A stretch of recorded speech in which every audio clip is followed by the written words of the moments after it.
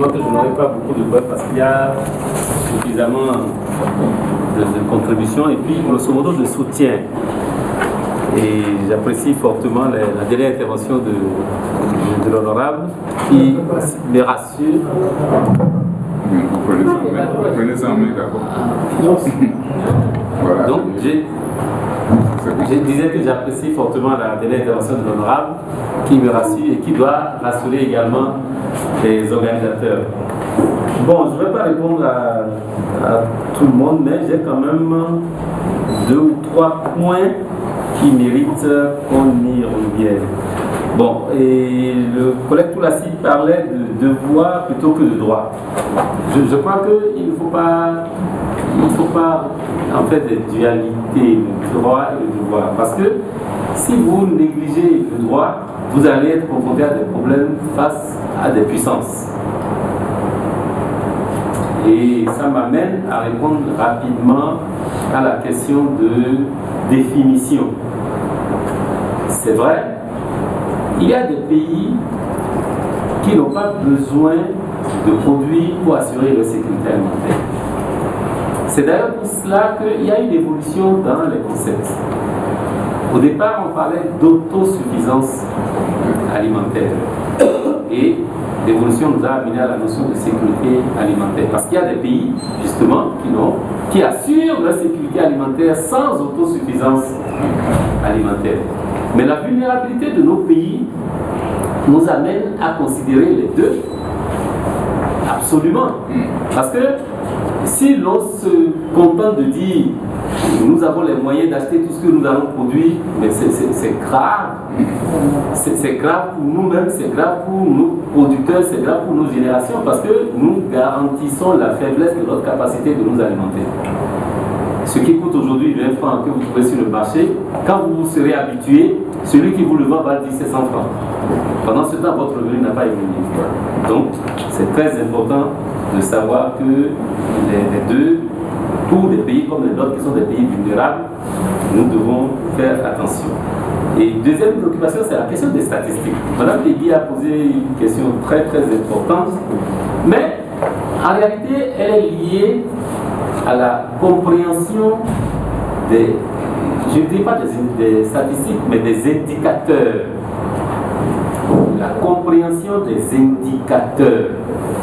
Vous voyez, lorsque la FAO parle de nombre ou de pourcentage de sous-alimentés, la FAO utilise un indicateur qui se rapporte essentiellement à la capacité de la population concernée à s'offrir les besoins énergétiques de base.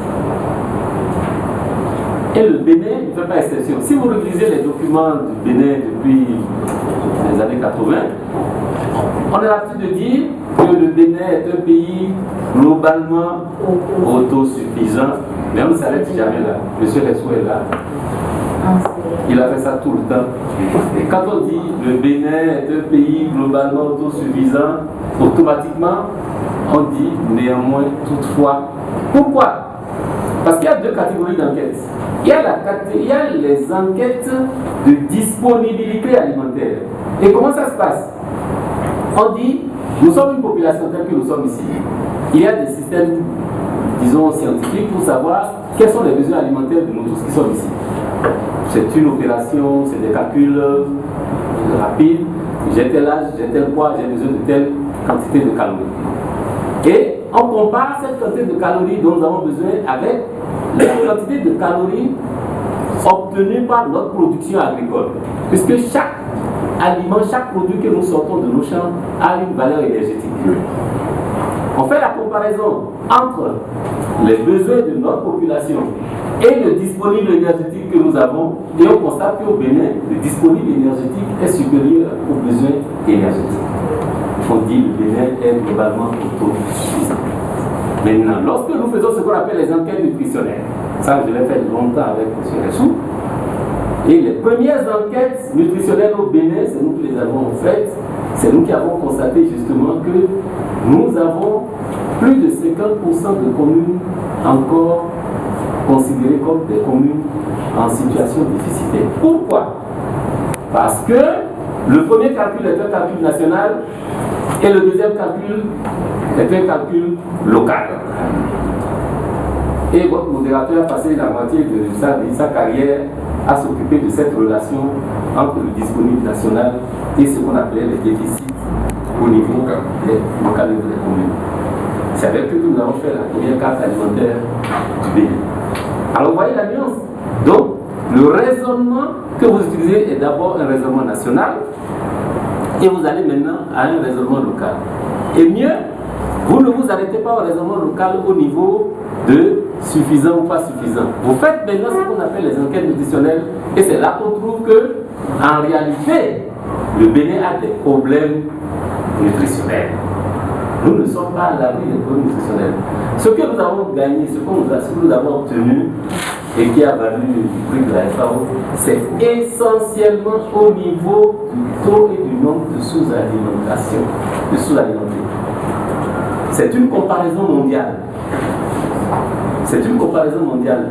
On a utilisé les mêmes approches, les mêmes façons de faire et de 90 à 2010-12, le Bénin est passé de 22% à 8,1%. C'est tout. C'est tout. Mais lorsque vous dites ça, vous devez dire le chiffre ou l'indicateur. Vous ne vous arrêtez pas à dire le Bénin a gagné, le Bénin est formidable. Non. Vous devez dire de quoi vous parlez. Parce que lorsque vous rentrez dans les chiffres de malnutrition au Bénin, nous ne sommes pas en bonne situation. Nous sommes encore à plus de, je crois que nous sommes à 33% aujourd'hui de retard de croissance, 43% européen. Donc, faisons attention par rapport à ça. Il faut savoir, c'est-à-dire quand on donne le chiffre, à quoi ça sera. Alors, en tout cas, je voudrais vraiment remercier Mme Peggy parce que ça c'est très important pour clarifier les choses. Bon, elle a parlé de la relation politique mais en réalité, bon, nous sommes un pays pauvre et nous cherchons. C'est un peu ce que je disais tout à l'heure par rapport aux maires. En cherchant des ressources par tous les moyens, on ne fait pas attention à ce qui est derrière, à ce qui est dégradé. Bon, heureusement que le même pays qui est le Bénin avait dit depuis très longtemps, en tout cas, je me rappelle, la première fois ça a été dit, c'était les années 95-96 avec le ministre Sakakina. On a parlé, je ne sais pas si quelqu'un se rappelle du mot ici. Ça commence par C. Couplage. Bon, pour vous dire que c'est le même pays. Et depuis 96, nous avons dit couplage. Après couplage, nous avons dit un autre mot qui commence par D. Diversification. Bon, et c'est les politiciens qui nous accompagnent. Donc c'est pour vous dire que malgré tout, bon, on n'est pas aveugle. C'est-à-dire on sait qu'il faut faire le couplage parce que nous devons nous nourrir. On sait qu'il faut faire la diversification parce que nous devons nous nourrir. Mais en même temps, on se rappelle qu'il nous faut de l'argent pour on va vers le coton. Donc, c'est